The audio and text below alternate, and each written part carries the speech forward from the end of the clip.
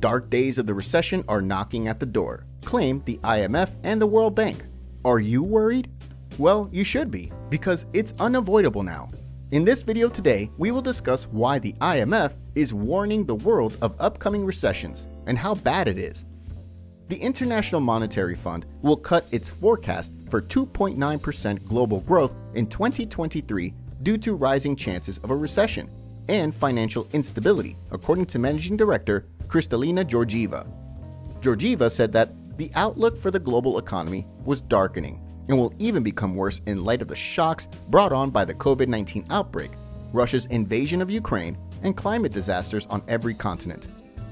We are experiencing a fundamental shift in the global economy, from a world of relative predictability to a world with more fragility, greater uncertainty, higher economic volatility, geopolitical confrontations, and more frequent and devastating natural disasters, she said in a speech at Georgetown University. According to Georgieva, the former order, which was characterized by adherence to international laws, low interest rates, and low inflation, is being replaced by one where any country may be driven off course more rapidly and more often.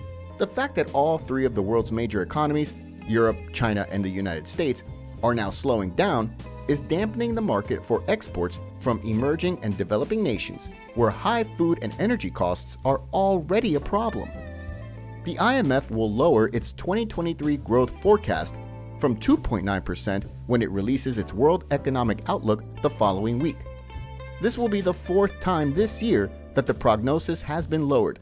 She said that the multinational lender would keep its current expectation of 3.2% growth in 2022, but provided no numbers for the updated 2023 outlook.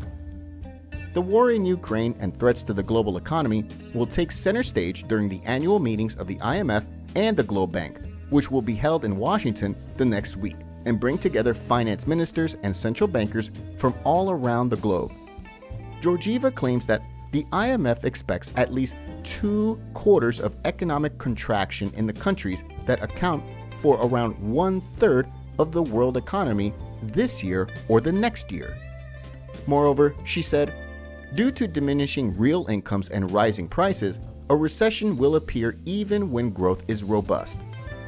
The IMF projects a $4 trillion loss in global output between now and 2026. That's about the size of the German economy, which she described as a major setback. Georgieva prophesied that the global economy would be divided into blocks that supported, opposed, or were sitting on the bench, which would have the greatest effect on the poor. In reaction to Russia's invasion of Ukraine, this was done. We cannot let the earth break apart, she added. If we reach a point when we isolate parts of the world from one another, it will be the poor in wealthy countries and the impoverished countries who will suffer the most. She cautioned that there was still a great deal of uncertainty, that other economic shocks were possible, that high debt levels and liquidity problems may exacerbate the rapid and unpredictable repricing of assets on financial markets, and that other economic shocks were possible. Georgieva said that since inflation was still consistently high, central banks should continue to act strong, even if the economy slowed down.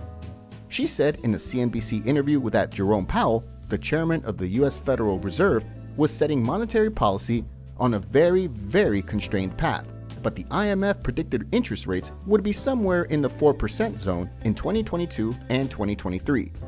If he tightens policy too much, there may be a recession. Jay Powell is thus making every effort to track economic indicators to gauge what he does, and I have trust in him to make the right choice, she said. She recommended targeted, temporary budgetary measures in her speech as a reaction to rising energy prices. In other words, fiscal policy shouldn't pick up speed while monetary policy applies the brakes. This would make up for a very dangerous and uncomfortable trip. This week, Britain decided against reducing taxes for the richest citizens. The IMF harshly criticized the decision, warning that the country's financial plans carried the danger of growing inequality and were in contrast with tighter monetary policy. The action generated market instability. When questioned about the IMF's criticism of UK policy on CNBC, Georgieva answered, "This is a message we communicate to everyone." Georgieva urged more aid for poor countries and emerging markets. noting that the strong dollar and high interest rates in wealthy economies were to blame for capital outflows. Portfolio withdrawals were now 40% probable.